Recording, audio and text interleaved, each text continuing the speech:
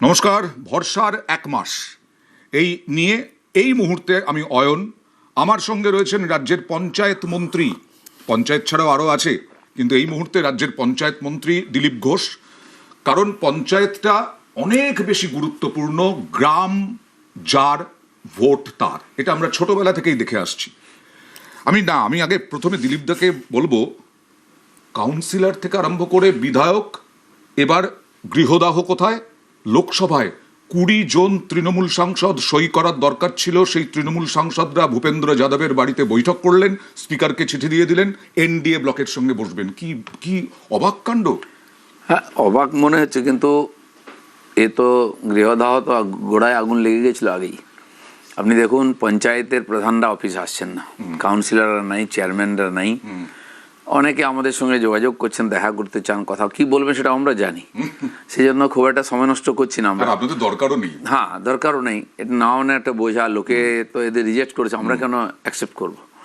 তো এই পার্টিটাই এরকমই ছিল, কিছু সুবিধাবাদী লোক এক জায়গায় এসে গেছিলো, কামাও খাও, যতদিন চলে ততদিন ভালো, পুলিশ প্রশাসনকে কবজা করে ইলেকশন জেতা।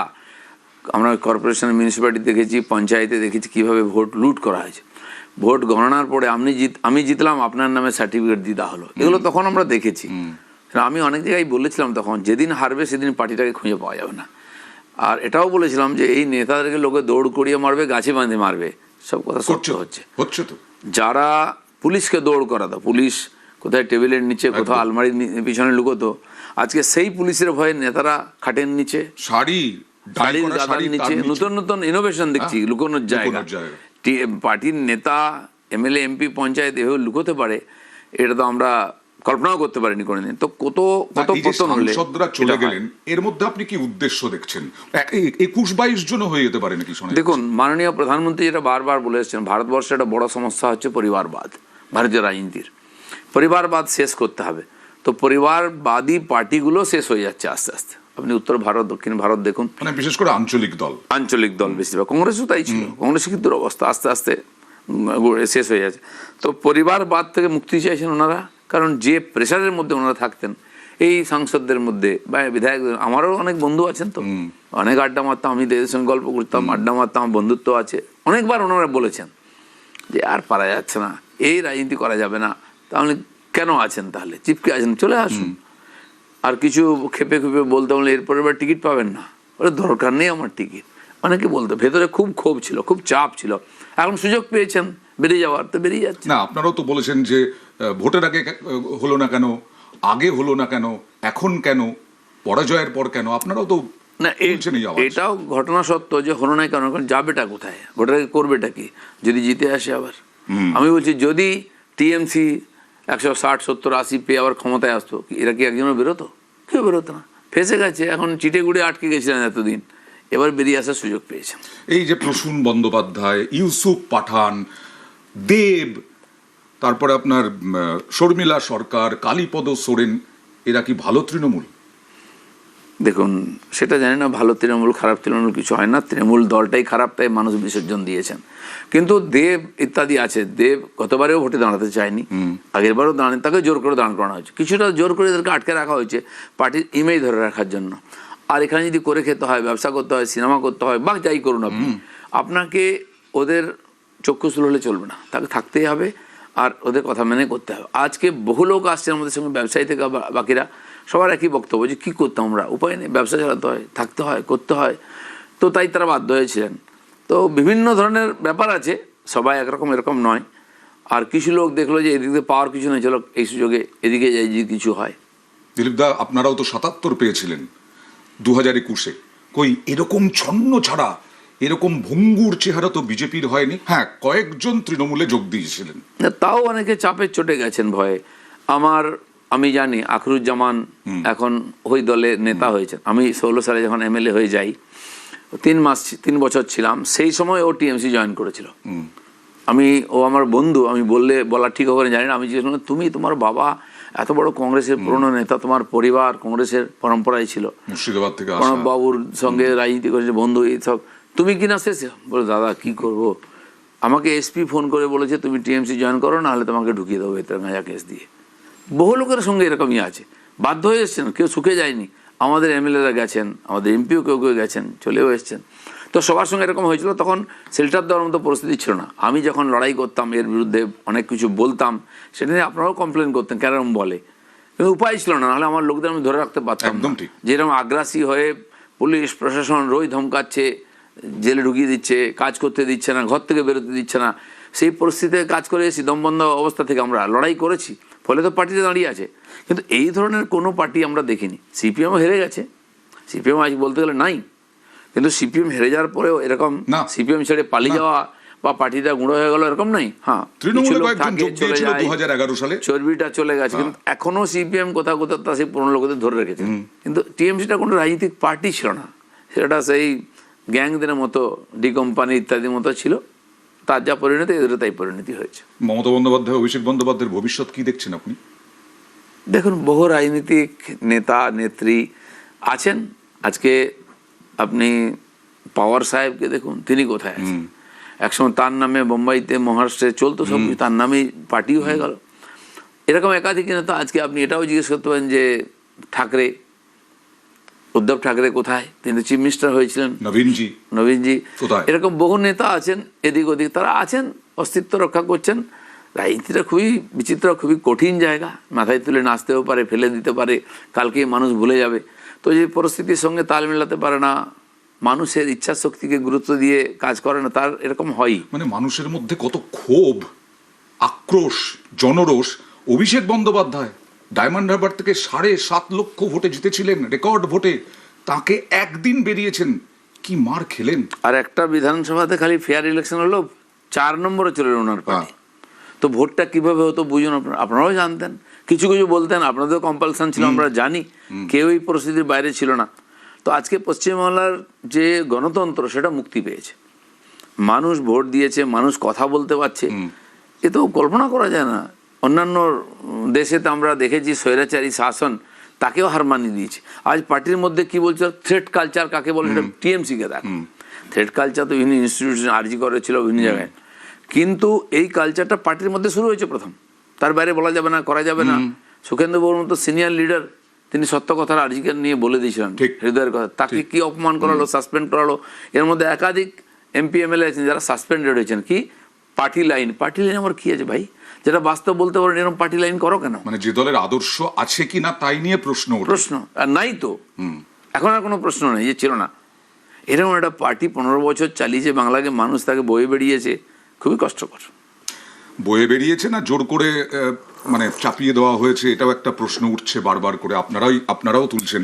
আমি যেটা বলতাম যে দেখুন, মমতা ব্যানার্জি নেত্রী হয়েছেন মুখ্যমন্ত্রী, তার জন্য অন্য কেউ সিপিএম দায়ী। তাকে খাল কেটে কুমির আনার মতো এমন পরিস্থিতি তৈরি করেছিলেন, মানুষ বাধ্য হয়েছিল মমতা ব্যানার্জির দিকে। তার চাল ছিল না, সংগঠন নেই, কিছু নেই। আমি নিজে ভুক্তভোগী। 89 সালে যখন অ্যালায়েন্স হয়েছিল বিজেপির সঙ্গে, আমি তখন রাজনীতি করি না, কিন্তু রাজনীতি নির্বাচনে কিছু না কিছু আমরা রোল প্লে করতাম, যেতাম, দেখেছি আমি। তখন কোথাও লোকজন নাই, সংগঠন নাই, বিজেপির লোকেরাই ওনার ডায়াস বানছে, ঝান্ডা, খালি ঝান্ডাটা বিজেপির, ভাষণ দিচ্ছে বিজেপির লোক, আর বিজেপি জায়গায় টিএমসি বলছে। তখনই, তারপরেও ক্ষমতায় আসা পর্যন্ত ওরকমই ছিল, খালি কলকাতাতে ওই নাটক করা, মিডিয়াতে আসা, এটাই মমতা ব্যানার্জির ছিল। সুব্রত মুখার্জির একটা বক্তব্য নাকি আছে, কেউ বলেছিলেন আমাকে যে নূতন কাপড় ছিঁড়ে পরতেন উনি, দেখাতেন ছিঁড়ে দিয়েছে।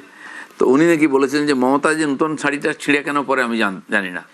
এই হচ্ছে রাজনীতি, ড্রামাবাজি করে চলে এসছে। মানুষ তখন বাধ্য হয়েছিল আর একটা প্রেশার থেকে বেরিয়ে আসার জন্য। তো ওই ফুটন্ত এর থেকে, কড়াই থেকে জ্বলন্ত আগুনে ঝাঁপ দিয়েছিলাম আমরা, সেটা এখন বোঝা যাচ্ছে। এই যে আপনি বলেন কম্পালশন, এই কম্পালশনের মানে বাধ্যবাধকতা থাকবে না তো? আর দেখুন, রাজনীতি তো কোন দিকে কখন যায় বলা যায় না, কিন্তু আমি সেদিন এক জায়গায় বলছিলাম যে সমাজ যদি সতর্ক না থাকে, সমাজের লোকেরা বা সমাজ যদি স্বার্থপর হয়, রাজনীতি তো আরও বেশি স্বার্থপর হবে। সমাজ সতর্ক, সংগঠিত থাকতে হবে, যাতে রাজনীতি বা নেতা বা সরকার ঠিক দিশায় চলে। নাহলে যে কোনো সময় এদিক ওদিক হয়। ওখানে এত প্রলোভন, এত সুবিধা, এত সম্ভাবনা, যেটা সবাই বলছেন না যে কাউন্সিলর বিদেশি গাড়ি করে ঘুরছে, যে পঞ্চায়েতের সদস্য 1500 টাকা পায়, তার বাড়ি দেখুন 3 তলা, আসে পঞ্চায়েত সদস্য 1500 টাকা ভাতা পান, তারপর প্রত্যেকবারে জিতে যায়। আমরা দাঁড়িয়ে দাঁড়িয়ে গত নির্বাচনে দেখেছি, ভোট করানো গায়ের জোরে, নমিশন থেকে আরম্ভ করে মারপিট, এবং বিডিও জিতেছে বিজেপির ক্যান্ডিডেট, লিখে দিচ্ছে টিএমসির ক্যান্ডিডেটকে জয়ী বলে, সেটা টিভি কিছু করতে পারবেন আপনি, মেরে ভাগিয়ে দিচ্ছে আমাদের লোকেদেরকে। তো এই পরিস্থিতির মধ্যে বারবার জিতে যাচ্ছে, এত তারা ডেসপারেট ছিল যে কে কী করবে, আমরা যা ইচ্ছা করবো, এরকম করেছে, জিতেছে, চলেছে। কিন্তু একবারে কি হয়ে গেল 4 তারিখের পরে সমস্ত ব্যাপারটা পাল্টে। 1 মাস, ভরসার 1 মাস, এই ভরসার 1 মাসে সেই ফলতার পুষ্পা গ্রেফতার করলো বাংলার STF। না সে তো নেপালে ছেলেকে ভর্তি করিয়ে দিয়েছিল, নেপালে বসবাস করার প্ল্যান ছিল। না না, এই সমস্ত নেতাদের আপনি খোঁজ নিন, কোথায় কোথায় যায়, কোথায় টাকা থাকে, কোথায় ছেলেপুলে পড়াশোনা করে, সব কটার ক্ষেত্রে এরকম। আমরা তথ্য জানি না, তাই কিছু অনেক তথ্য আমরাও জানি, কিন্তু শুনবে কে? আজ সব বেরোবে, পাবলিকও অনেকটা সাহস করে এগিয়ে আসছে, কমপ্লেনও করছে। তারপরে ডিম সেদ্ধ করার সময় নেই, কাঁচাই খাইয়ে দিচ্ছে।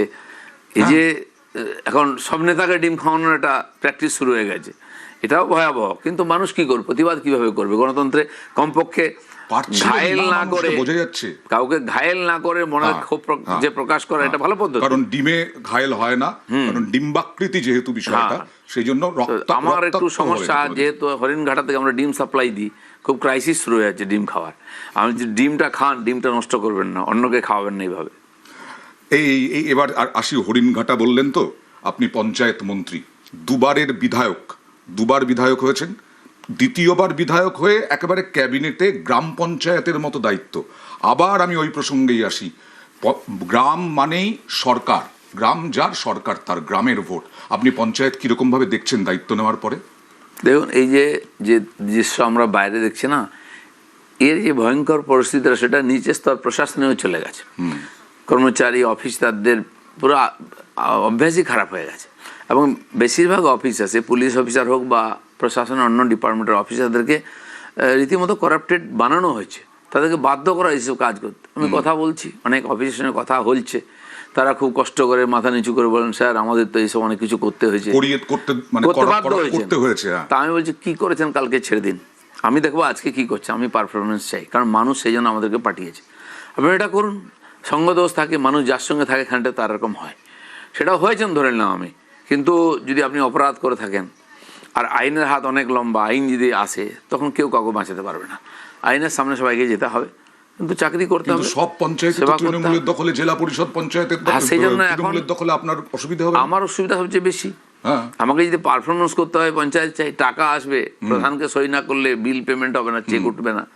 তো এই জন্য প্রধানরা আসছেনই না অফিসে, খুঁজেই পাওয়া যাচ্ছে না বেশিরভাগ পঞ্চায়েত অফিস প্রধানকে। তো এটা একটা বাস্তব সমস্যা। আমি মাননীয় মুখ্যমন্ত্রী এবং চিফ সেক্রেটারিকে আবেদন করেছি যে আপনারা একটা রাস্তা বার করুন, ডিএমদেরকেও বলেছি, যাতে বিকল্প ব্যবস্থার মাধ্যমে আমাদের কাজ হয়, টাকা চলে আসে। টাকাটা খরচা করবো কি করে? যে সিস্টেম, তার বাড়িতে আমি যেতে পারবো না। বঞ্চিত হবেন মানুষ, এবং সরকারের তো একটা পারফরমেন্সের ব্যাপার আছে না। পঞ্চায়েতে এত টাকা আসে, এত বড় নেটওয়ার্ক, সেটা যদি কাজ না করে সরকার এগোবে কি করে, দেখাবে কি করে পারফরমেন্স? সেই জন্য ভাবা হচ্ছে যে সেখানে বিকল্প কোনোভাবে টাকাকে খরচা করে এই প্রকল্প যদি লাগু হয়। কারণ দিলীপ ঘোষের সঙ্গে আমি হেলিকপ্টারে বিভিন্ন জেলা গিয়েছিলাম 2021 ভোটের আগে, তখন দেখেছিলাম দিলীপ ঘোষের জনপ্রিয়তা। এই জনপ্রিয়তা তো শুধু দিলীপ ঘোষের জন্য নয়, দিলীপ ঘোষের আগামী দিনের কাজের জন্য দিলীপ ঘোষের ওপরে অনেক প্রত্যাশা সাধারণ মানুষের। নিঃসন্দেহে, হয়তো সেই জন্যই পার্টি আমাকে এই গুরুদায়িত্ব দিয়েছেন। এত বড় দপ্তর, একটা পুরো পশ্চিমবঙ্গটা ওই হাতে আছে। তার মধ্যে পার্বত্য পরিষদের সঙ্গে যেটা মহকুমা পরিষদ আছে আমাদের দার্জিলিংয়ে, শিলিগুড়ি অবধি, সেইটার কোনো পঞ্চায়েতের ইনফ্রাস্ট্রাকচার তৈরি হয়নি। নির্বাচন হয়েছে, প্রতিনিধি আছেন না, অফিস আছে না, কর্মচারী আছে, এটাই চলছে। তো আমি গেছিলাম গত মাসে ওখানে, আমাদের যে অ্যাডমিনিস্ট্রেটিভ মিটিং ছিল নর্থ বেঙ্গলে, সেখানে ডিএমের সঙ্গে কথা হলো। কি বলে, কিছুই নাই।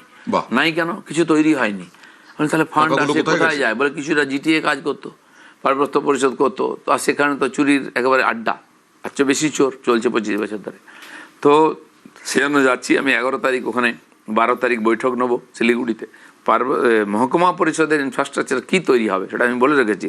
কি রিকোয়ারমেন্টস লিখে জানান আপনারা, কি লাগবে আপনাদের, সব আমরা দেবো। পঞ্চায়েতের সুবিধা ওখানকার মানুষকে দিতে হবে, কারণ তারা ভোট দিয়ে ওখানকার প্রতিনিধি নির্বাচিত করেছেন। আর প্রতিনিধি ভাই করবেন কি, তারা নির্বাচিত হয়েছেন। এটা শুরু হবে এখন পঞ্চায়েত রাজ ওখানে। এই পরিস্থিতি আমরা মাঝে মধ্যেই একটা কয়েনেজ ইউজ করতামও, দাবাং দিলীপ। এই যে পঞ্চায়েতগুলোকে পরিচালনা করা, এবং যে পঞ্চায়েতগুলো আছে তৃণমূলের দখলে, তাদের দুর্নীতি দাবাং দিলীপকে দেখা যাবে। এর জন্য একটা রাস্তা করেছি, প্রত্যেক পঞ্চায়েতে অডিট হয়, সেটার সিস্টেম আছে, কিন্তু সিস্টেমটা ওই রকমই, সব কিছু বিগড়ে গিয়ে তার বাস্তব কোনো কিছু পাওয়া যায় না, খুঁজে কিছু পাবেন না, সব ঠিক চলছে। অথচ টাকা কোথায় গেল, ডেভেলপমেন্ট কী হলো কিছু বোঝা যাবে না। তা আমি আমার সেক্রেটারিকে বলেছি যে একটা স্পেশাল অডিট করুন। তো প্রায় 3,339টা পঞ্চায়েত আছে, আমরা 300 বা কিছু বেশি, 10%-এর কিছু বেশি আমরা পঞ্চায়েতকে টার্গেট করেছি, যেখানে বেশি অভিযোগ এসছে বা যেখানে খুব বেশি কাজ হয়েছে বা কম কাজ হয়েছে, এরকম কিছু পঞ্চায়েত টার্গেট করা হয়েছে, স্পেশাল অডিট হবে। পঞ্চায়েত মন্ত্রী হিসেবে আপনার টার্গেট এই মুহূর্তে কি? আগামী জুলাইয়ের 1 থেকে 125 দিনের জিরামজি শুরু হবে, কিন্তু আমরা আজকে বিকালে সন্ধ্যাবেলা ভার্চুয়াল মিটিং আছে দিল্লি থেকে, ঘোষণা হয়ে যাবে, ফান্ড এলট হয়ে যাবে, কাল থেকে আমরা সব জেলাতে এই নারেগার কাজ শুরু করছি। 100 দিনেরটা কাল থেকে। আর পয়লা থেকে 125 দিনের শিফট হয়ে যাবে, ওইটা পয়লা জিরামজি জুলাই থেকে 125 দিনের কাজ শুরু, আগামী কাল থেকে 100 দিনের কাজ শুরু হবে। কালকে আমি নিজে উদ্বোধন করব, সব জেলায় শুরু হয়ে যাবে, এটা হয়ে যাবে। সড়ক যোজনার কাজ, তার জন্য ফান্ড আসছে, সেটাও শুরু হয়ে যাবে। আবাস যোজনার কাজ, সেটাও শুরু হয়ে যাবে। কিছু নাটক করে কয়েক লক্ষ বাড়ি দেওয়া হয়েছে, কটা বাড়ি কমপ্লিট হয়েছে হয়তো কাগজে হয়েছে, কিন্তু ব্যবহারিকভাবে আমি গ্রামে কোথাও কমপ্লিট পেয়েছেন, যারা পাওয়ার কথা নয় তারাই তো পাচ্ছেন। দেখা গেছে লক্ষ্মীর ভান্ডার, বহু লোকের কাছ থেকে টাকা নেওয়া হয়েছে, কেটে নেওয়া হয়েছে, কমপ্লেন আসছে, তাতে বহু লোক ভেতরে যাবেন। মজার ব্যাপার হলো যে এই টাকাটা যেভাবে যেত আর যারা পেত তাদের কোনো অথেন্টিক ব্যাপার নেই। যেমন এই যে 3,000 টাকা লক্ষ্মী ভাণ্ডারের পাওয়ার কোনো ক্রাইটেরিয়া ছিল না, 3,500 পুরুষ তারা লক্ষ্মী ভাণ্ডার পেতেন, এ তথ্য এসছে, এবং বাকিরাও। তো এখন যে আমরা 3,000 টাকা দেবো অন্নপূর্ণা যোজনায়, তার পুরো তথ্য নেওয়া হচ্ছে, আর সেটা দিতে হবে সবাইকে, যে এলিজিবল সেই পাবে।